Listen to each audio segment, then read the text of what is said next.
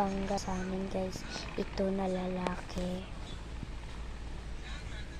Basahin yung name niya guys. Basahin.